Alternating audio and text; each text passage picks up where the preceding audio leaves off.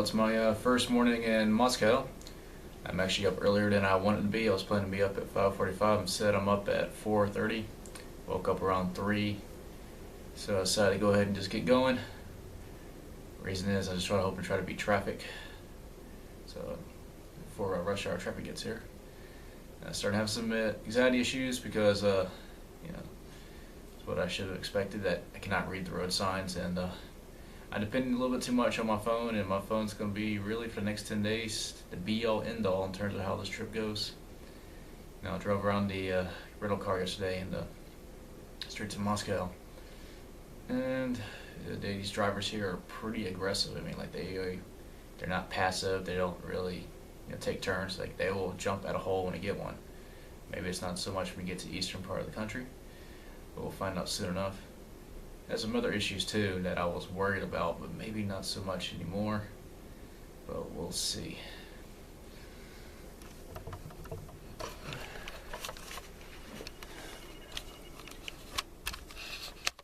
Anyway, here's some power plugs.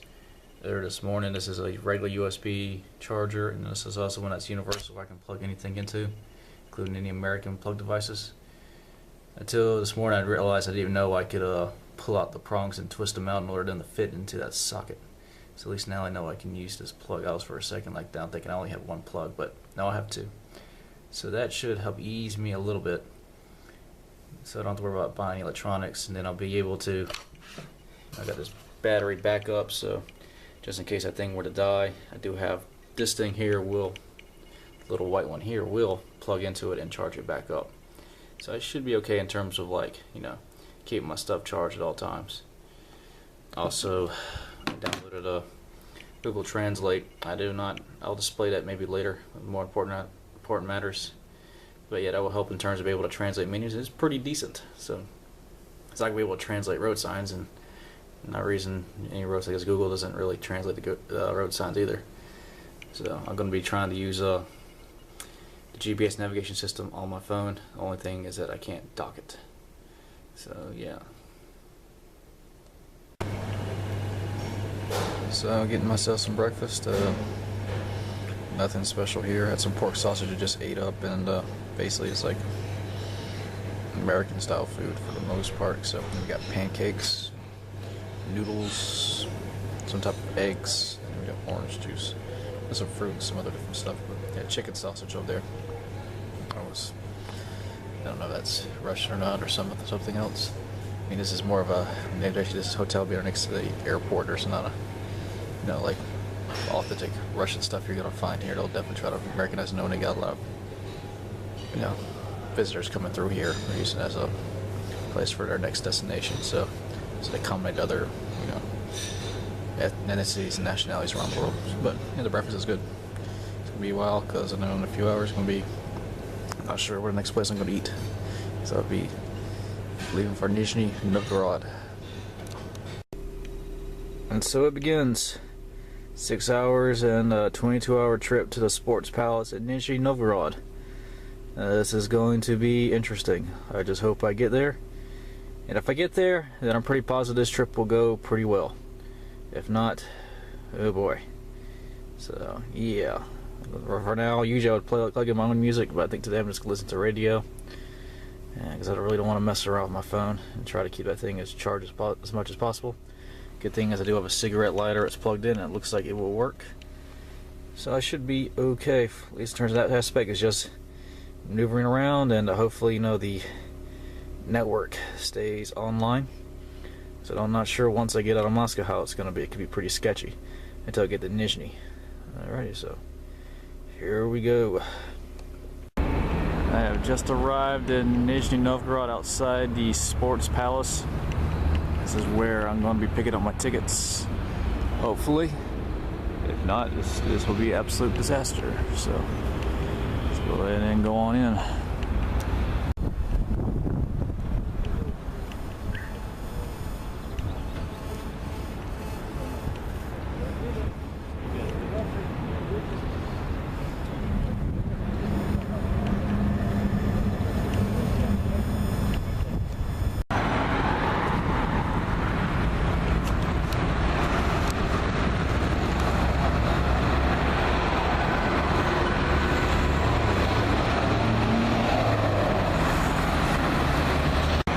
right near the Ice Palace, or the Sports Palace. Supposed to go across the street. That's where I'm supposed to get the fan ID. Not sure how I'm going to get across because there's no real walkway. We'll get it eventually. See. So, yeah, I'm going to have a fun time trying to cross the street, see how busy. I mean, there's nothing going on right now, but trust me, it's been pretty hectic trying to find a time when to cross because these Russian drivers are pretty aggressive. Let me say that much. You get a chance to get yourself knocked over if you can try. So, I'm gonna start walking this way, and hopefully I will get across into there. Last stop of the day. Did I finally get my fan ID so I can enter the stadiums? Should be get one of these right inside that place right there.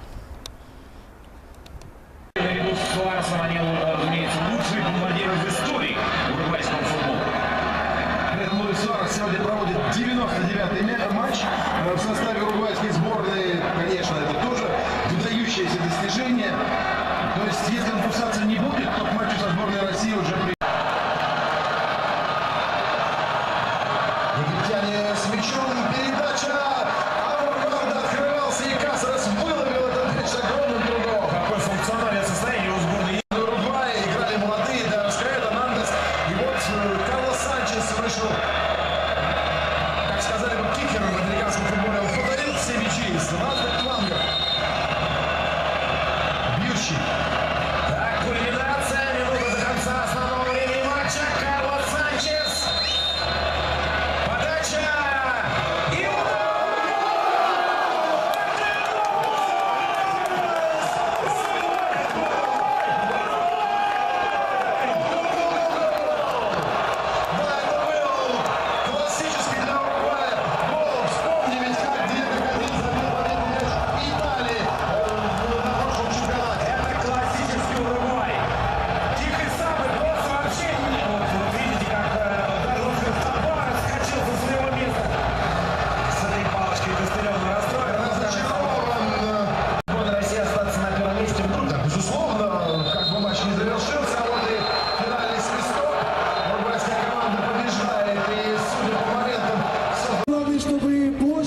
фестиваля танцевала, поэтому если вдруг вам стало And here we go again, another long drive. 4 hours to this hotel in Sherbosky. This is to cut down the drive, so I have a shorter drive that goes on tomorrow for the France and Australia game.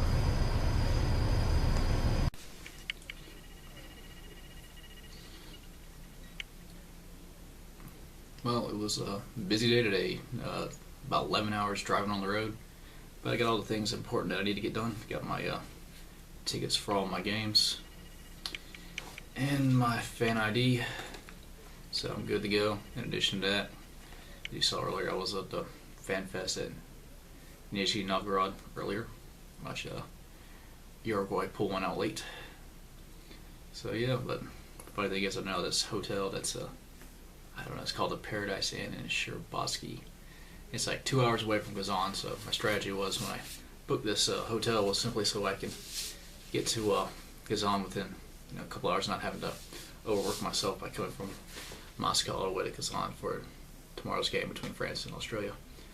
Problem is though, since this hotel is not in the host city, I don't think this hotel is prepared for anybody coming for the World Cup. So right now my passport and my other temporary fan ID is being held downstairs by the woman at the front desk, and we have to wait and see what happens with that. I assume I'll get it back. I don't think there'll be any issue. I don't think, in terms of logistical standpoint, it makes the most sense to me to go this way instead of having to go all the way to Kazan. But maybe the Russian Federation and the government sees things different, where if you plan to go to the game, you should be in the host city already. But I don't know. We'll see. I don't think there should be any issue, because I mean, where I'm going to next is also going to be the same thing, because I will also not be staying in a hotel in a host city. I'm doing to go as many games as I am in a short period of time. I'm not going to stay at every host city. It's just too much. It's already too much driving as it is doing what I'm doing. I mean, no one told me I had to do it this way, but I wanted to, and potential holdbacks. But until then, I'm hoping that I get my passport and get ready for tomorrow, first game. Anyway, here's the hotel I'm staying at here in Sherbosky, Russia. It's kind of, I guess the reason why it's called the Paradise Inn, I guess it's a hotel for lovers. Got a hotel with this room here. You have to, it's an automatic key. You get a door key and you have to lock it back up as soon as you open it. I didn't even check out the bathroom yet, but I might as well go ahead. Look at that. And a standing shower with a drain. As you step in, one huge step. There you go. Sink, toilet. Nothing unusual in here. No hair dryer this time around. And you get to look at yourself take a shower. How awkward is that going to be? I kid you not.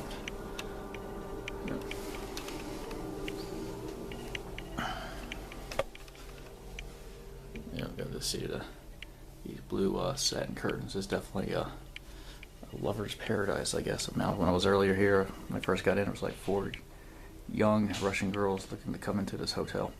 But they're just girls, I don't know what they're doing, maybe just stopping by on their travels. So we got our plugs here, get my phone charged. Got my backup battery charged. But I don't think I really need it as much because I got cigarette lighters in the car. That was a huge plus because without those I would not be able to keep my phone alive. And the only way they was able to even get as far as I have is simply because of my phone and been able to have GPS going with directions. So keeping that thing alive was the only reason why I've even gotten as far as I am right now. So this is the hotel room, and I tried to get the soccer game on between Portugal and Spain, but unfortunately there's the channel, but all we got is the audio going. And of course it's in Russian, so I don't understand anything that's going on, which stinks. And I'm trying to access Fox Sports Go on my phone, and it seems like it's a no-go with that here in Russia. So I sort of blacked out of probably the biggest game at the group stage. So, well, it's all good. You can watch the highlights later. Alrighty.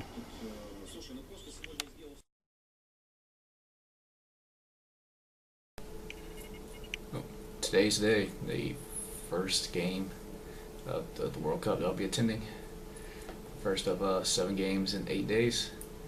At least I think I will be. Right now, I still don't have my passport still downstairs in the lobby. And I also have my fan ID. You can see this is the lanyard I'm supposed to have. I'm supposed to attach with the fan ID in order to enter the stadium. But the point being, I don't have it.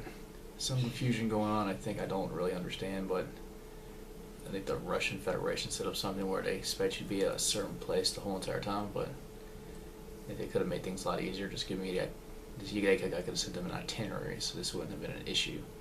So when I went to the fan ID, I finally got my official one. I had to put the place of stay where I'm staying at, so I put the last place of stay I'm going to be at before I head back to the United States, which doesn't mean this place where I'm at right now. And so it caused a kerfuffle, and my passport's downstairs, which I really don't like, but I'm a little bit paranoid about it because as important as a document it is, I don't want anybody I don't know having it. So I'll let it be for the time being, and hopefully I'll have it by the time I get out of here. Right now it's about a few minutes going down to get breakfast and then head into Kazan. It's a short little 2-hour drive from where I am, so I should have enough time to get situated and get to the stadium. So anyway, I am good to go. Got my passport and fan ID. I think it's one of those safety procedures just to make sure that I'm where I'm supposed to be, which I think is obvious because I'm only 2 hours away from Kazan. But hey, as long as I got my stuff, I'm not really too concerned about it. Breakfast is pretty good. Got fries and sausage on a shish kebab steak and egg. It's a really interesting combo. I haven't tried it yet, but it tastes like regular fries, and I'm sure the sausage and eggs are going to be delicious. So we got a Fanta and the water. So yeah, all good. So as you see here, 2 hours, 18 minutes from here to the Kazan Arena for the France-Australia game. It'll be the first game, I believe, in Group C, match later that day also be Peru and Denmark sometime that afternoon, which will be probably the game that decides who finishes second in the group. This will probably be a tough one for France simply because I know Australia is definitely going to be trying to hold this game at 0-0, so it's going to be like how the United States and France, if you saw that game, it'll be a similar game where Australia is just going to play defense, and the few chances they get, they hope to convert with Tim Cahill up top. So see if Griezmann, Mbappe, Pogba in that group gets it done today. I mean, if they play up to their potential, they should win the game fairly easily. So can't wait to get over there.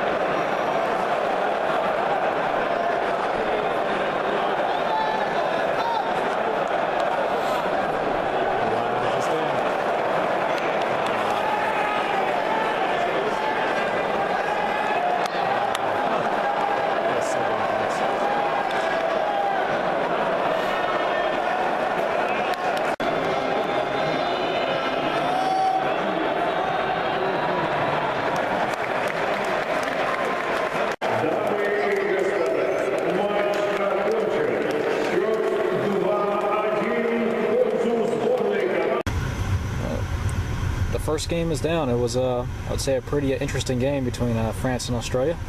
Definitely a game where I saw VAR being used, a handball, and goal technology.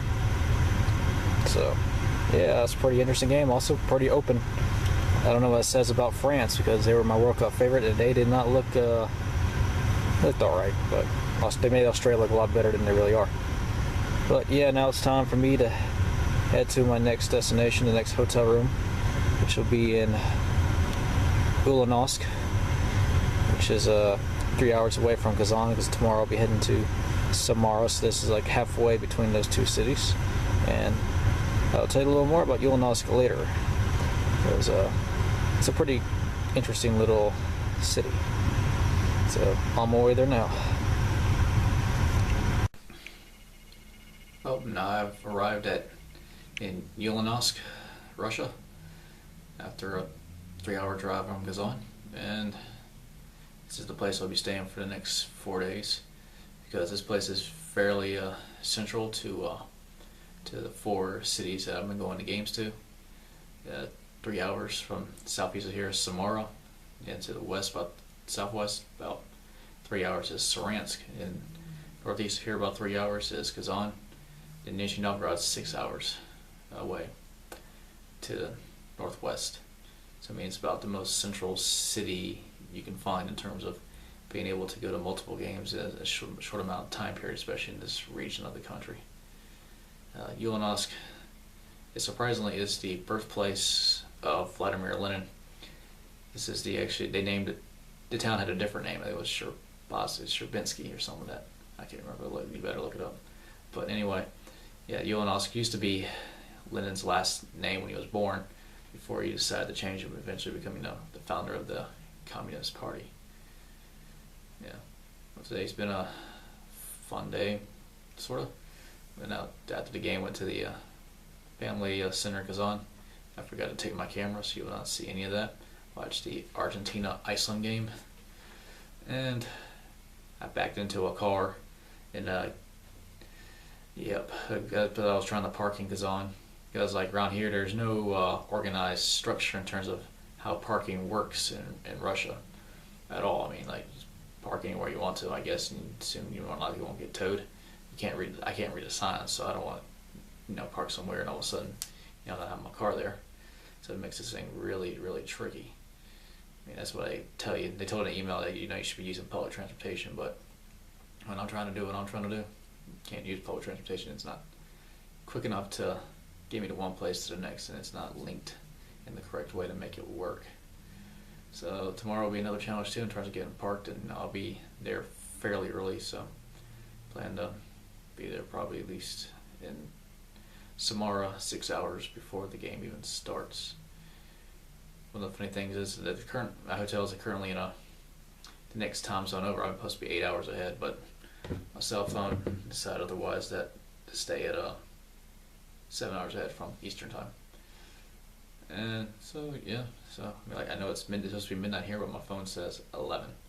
So I mean, it's whatever. I'm gonna take you show you snapshots around the hotel room I'm gonna be in for the next 4 days.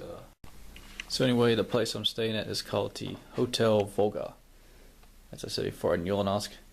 It's a pretty nice little hotel from the outside. At least it looks presentable. Let's see, here we go. The decor is kind of lame, kind of bland, but nothing too weird. You got an old school type of AC. Pink curtains. You got a cabinet where you can store food. I think it's just a pantry. And a fridge. First one I've had since I've been here. And telephone that we'll not be using. And these are, if you've never seen, these are the tickets. And it's just stuff. So let's see, you got a closet here. I don't really ever use a closet. No reason to. I just put everything in my bag. I could probably put some stuff out, but I don't. I'm not gonna bother. Towels, hair dryer. Would never need that. I'm not even sure what this is. Clean my shoes off. Interesting. And a brush. The shower and this room, instead of being like flat drainage, this one's actually an actual tub.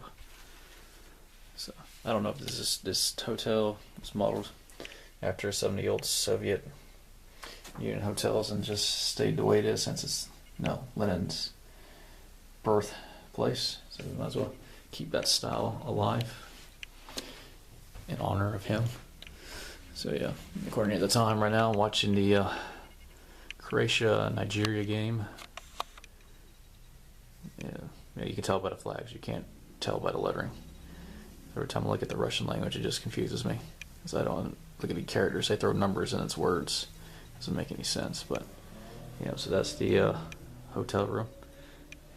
Nice little quaint little place.